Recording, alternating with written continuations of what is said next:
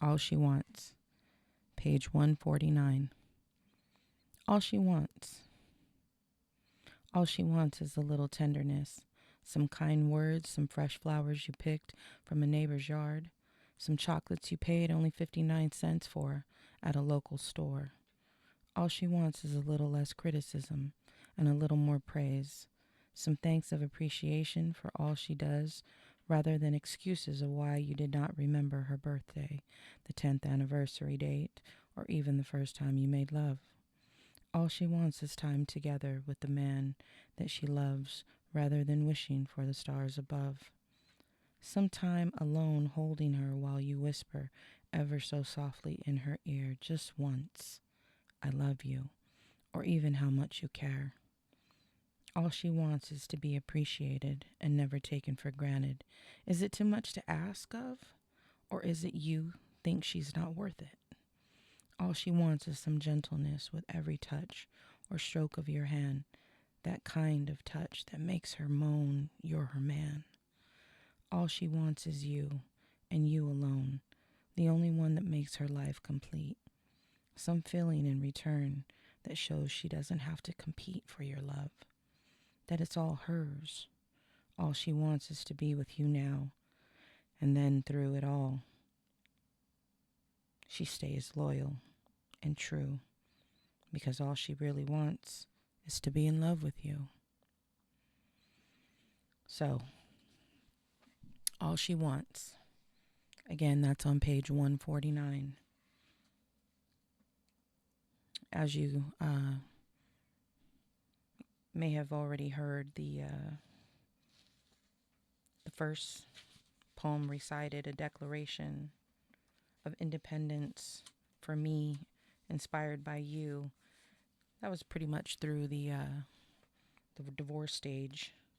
And all she wants was me basically leading up to that poem, the very first poem in the book. I was already expressing my feelings of want, or I should say lack thereof, trying to reason and, just tapping into what I was saying on the last episode, that we buy into this, love lasting forever. And truth be told, the only thing that lasts forever is time, and unfortunately as humans, we aren't guaranteed forever. So we do what we can. And I think a lot of girls, and I think it's kind of shit because we romanticize the whole Prince Charming comes and he brings flowers every day and everything's going to be roses and we're going to be singing to the freaking birds and they're going to be on my windowsill like in the movie Cinderella. Thank you, Disney. It's all fantasy. And people have capitalized on that. We think about holidays. I mean, and I don't know how many of my listeners out there are female or male and whatnot, but, I know for the females, I mean, it's horseshit, honestly, because you're 4 years old and we're being taken to Disneyland and we're seeing the princesses and they're waiting for Prince Charming and so forth and so on.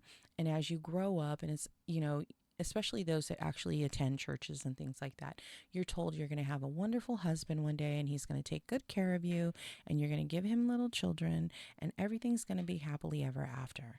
So the entire time in between the I do and the I want, we're romanticizing the fantasy of, I want you to do this and I hope he does this and I can't wait for him to do this and I can't wait for him when he does that. And yeah, that's all good and dandy if the honeymoon phase lasts the entire marriage, but truth be told, when life is happening and you've got babies after you say I do and you've got three, and maybe, just maybe, it's unrealistic. Maybe, just maybe, we start taking ownership of the responsibility of marriage rather than romanticizing that your babies are never going to be sick. No one's ever going to be born with any type of ailments, diseases or missing limbs or any of that. And that everything's just going to be perfect and it's going to be basically like a Barbie world. Okay, so even in the movie Barbie, let's talk about it. There was some reality checks. And that's basically how marriage needs to be seen as well. Life needs to be seen. We need to stop pumping these little girls with this, you have to wait for a man to come save you. That's not accurate. You have to find happiness within yourself. You have to be happy with who you are. You have to know what you want. And that's not to say that, the women that are at home still, that are in these, millennial relationships, as I like to call them, where, both husband and wife, are working and everybody is, fine with that. And babies are being raised at daycare or at private school or, whatever the case might be, or it may have a nanny, 2 or 3. Look at the Kardashians, that's okay. If you can afford it, then why not? And if it works for you, then great.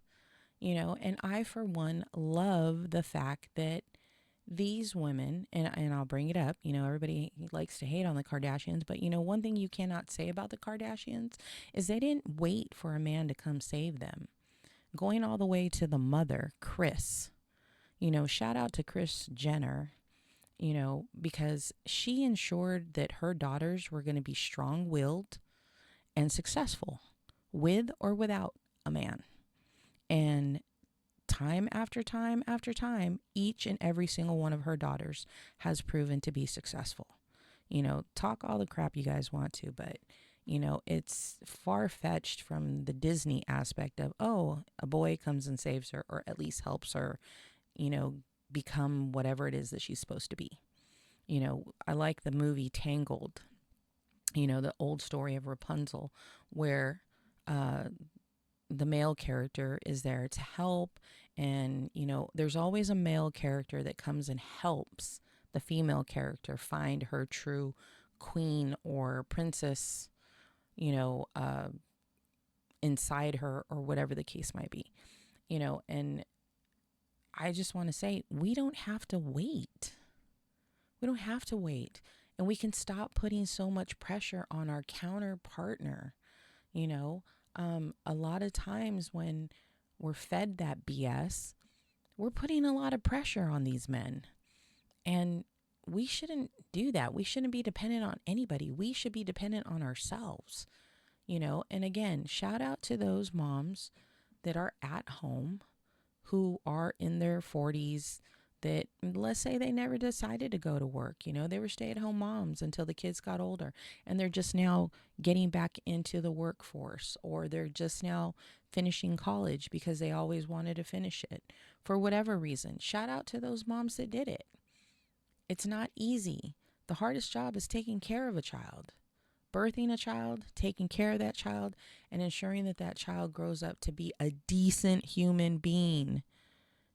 Not a perfect one, but at least a decent one. It's not easy. And shout out to the moms that are out there doing it on their own, not waiting for Prince Charming to come and save them. They just said, okay, well, the first prince turned out to be a toad, and just picked it up and said, you know what, off you go. I got it from here. Shout out to those women too, because it's not easy. And to the men that are not doing their part, well, that'll be a whole nother episode, maybe a whole nother poem, because I don't know too many of those personally. The men in my family have never cowered from their responsibilities and have always shown up as fathers. So But getting back to the poem, All She Wants, that's pretty much what was going on, and that's pretty much what it basically covers as far as women, the romanticizing of what we want in between the feelings of, well, he's always at work. Well, honey, the only way the bills get paid around here for you to stay at home is if he's at work all day. It doesn't mean that there can't be good, what I consider meshing when he is home, because I just want to say that when the husband is home, or the partner or the father of the child is home, if you're going to give 20 minutes of your time, make sure you are all in for that 20 minutes before you got to run out the door to a second job, to a third job, to whatever is paying the bills. Make those 20 minutes count. If you only come home to tuck in the kids every night, then come home, tuck in the kids, read their bedtime story, tell them you love them, and go get it. Go get it. Get back to the grind. Do what it is that you're going to do. Because all she wants is a little bit of your time. It's the same anywhere. Doesn't matter nationality, language you speak. Women are all the same. We just want a little tenderness. We want to see that. We want to feel that. Give us a little bit of that, and in return, that woman will give you the world. She'll take care of home while you're out taking care of business. I don't know how many millennials still have that opportunity to be a stay-at-home mom. But for those that have already done that and are still in their marriage, shout out to you too. So, gentlemen, be conscious of what your woman wants. And women, be conscious of not applying too much pressure. I know men are supposed to be strong, but I know men that cry. And not a cry like they're weak, but a cry because they're tired. It's not easy waking up and having to carry the world on your shoulders. So, shout out to all the dads, like my dad, who is 73 years old, still gets up, still goes to work, still gets in that big truck and drives for his family. So, not because he has to. If you ask the man, he loves to. But shout out to those.